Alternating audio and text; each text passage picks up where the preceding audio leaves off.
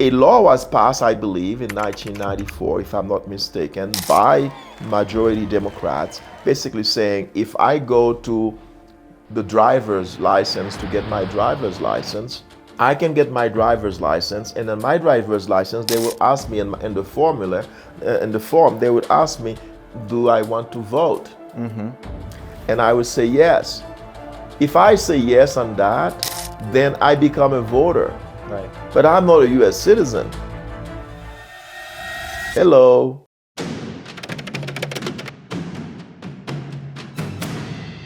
All right, welcome back to another podcast.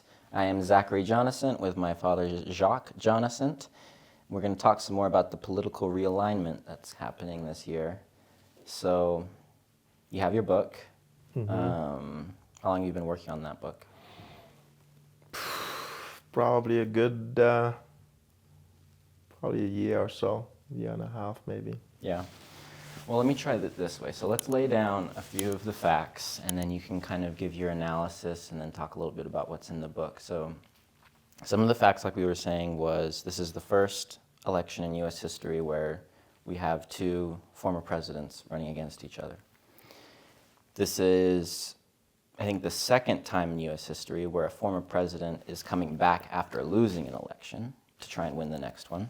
The other time that happened was with Grover Cleveland, and he was successful. But another part of that election with Grover Cleveland was there was a third party that did better than most third parties have, I think, in history. I think they were called the Populist Party. And some of the things that they were able to do was bring out a set of policies that actually later got implemented, appeal to rural Americans, and then some of the things that they lacked was funding and information reach, so like media reach. There was no social media, so if you're based in rural America as a populist party, there's only so many people you can reach. You can't talk to the people in Manhattan very easily. But now we live in a different world where getting money is a lot easier for these campaigns, and the reach, because of things like social media, is a lot easier to participate in. As far as third-party showings this election year, to be comparative, all we have to show for it is RFK. And so far, he's been pulling pretty good numbers. And so what's your take on how this election seems to be playing out as it correlates with the political realignment? Well, the political people in general refers to some month in each elections as the big surprise month. That Okay. month is October. Sure. The October surprise, it's called. And I suspect that by October, the United States citizenry gonna create their own surprise for the American public to see, because they are tired. There's a lot of noise from the prominent parties. And I think they're gonna start feeling there's too much noise. And they're gonna maybe say, you know what? Maybe you've seen that movie probably where it's a joke, none of the above. The political campaign in Right. that movie, a third candidate basically come up with the none of the above. And I think it could very well be that the American public, in particular rural America, who's been suffering the most. If you looked at the agricultural basket that they used to do, they've changed the agricultural system in the United States. Now it's like, if you are a small farmer, you have a hard time. You're in debt, you're sweating, and you're worried about your family inheriting what you have, because what you have now, it's like it cannot sustain your family anymore. Right. And those farmers,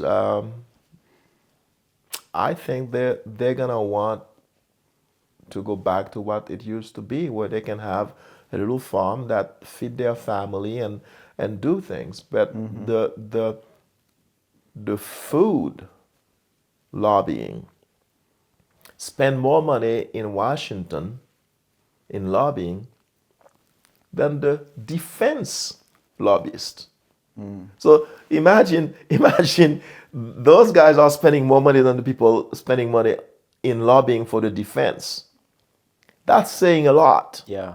That is saying a lot. So I suspect the farmers, the people that really used to give us food and grow the food for us, and now realizing we're not growing food anymore. We're growing all kinds of things that are not food, that are in fact, Engineered, engineered things. You pumped with chemicals. right, and Sure. you thinking there will be a revolution, a passive revolution in the United States, and it's going to have to come at the ballot box.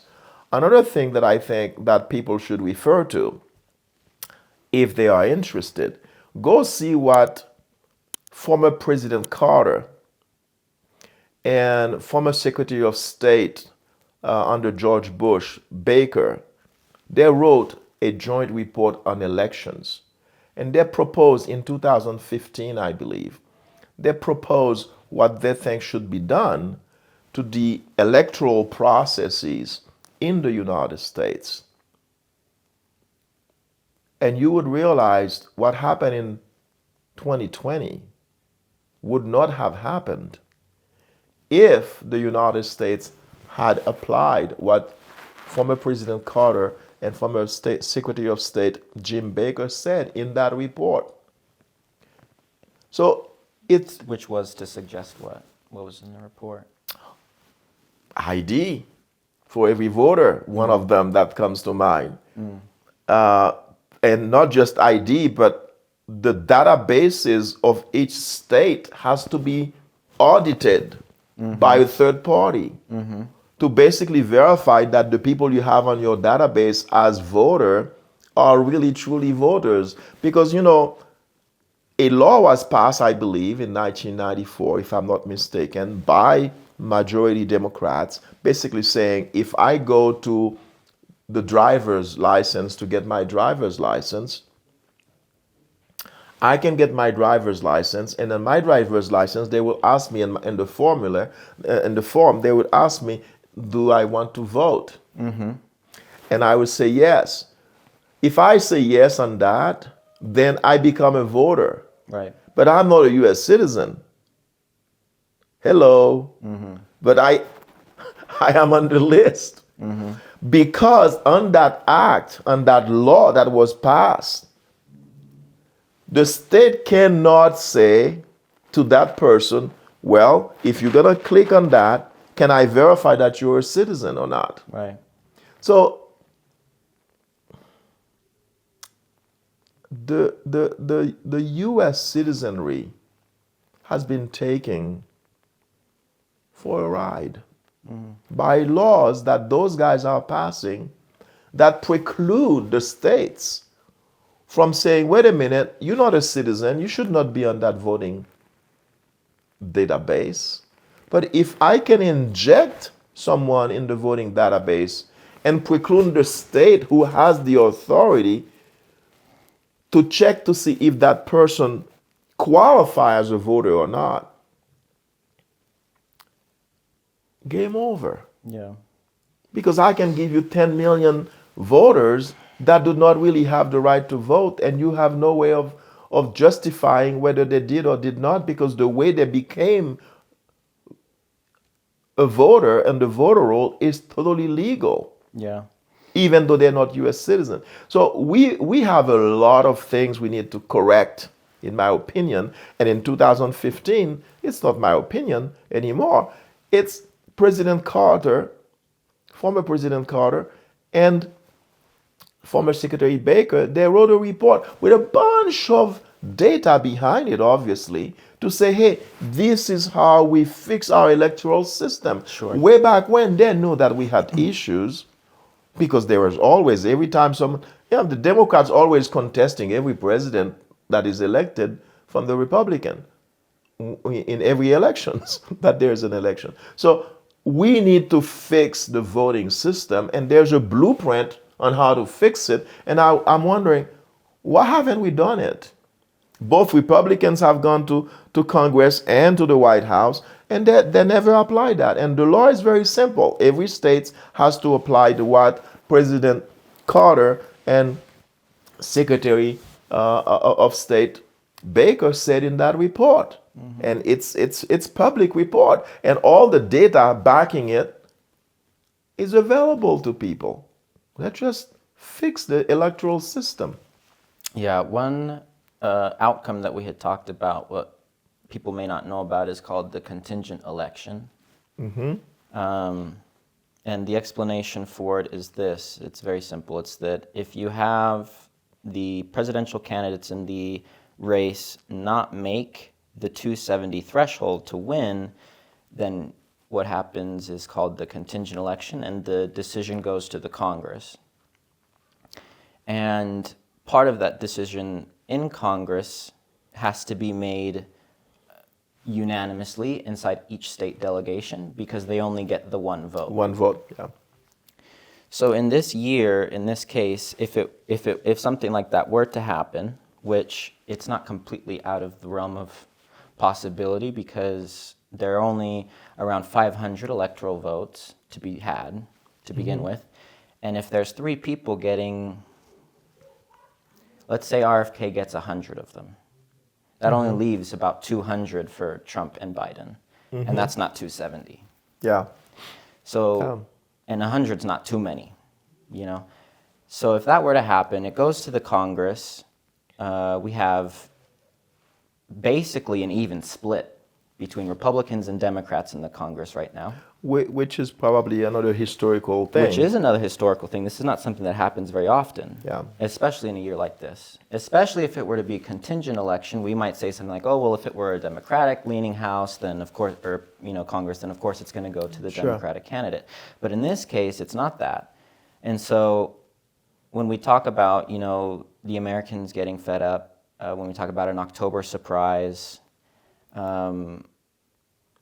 a contingent election kind of sounds like something that might wake up America to our voting, the way we do voting, for one, and for two, the fact that we have a duopoly of parties in this country. What kind of outcome do you think will come out of a contingent election? Let's say it does go to Congress, and we have to sit there and let AOC and all of these people debate with each other about if they're going to put in Biden, Trump, or RFK, because you would pick from the top 3 candidates in that type of election.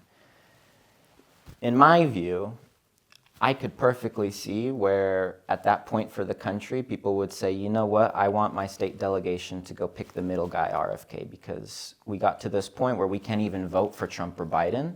We might as well get the other one. What do you think? I agree with you.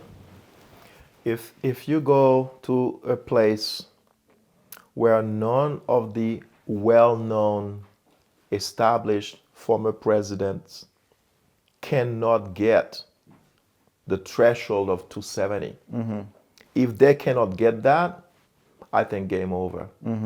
Yeah, I think both of them then would have demonstrated to the American voter they're not it. That they're not it. Right.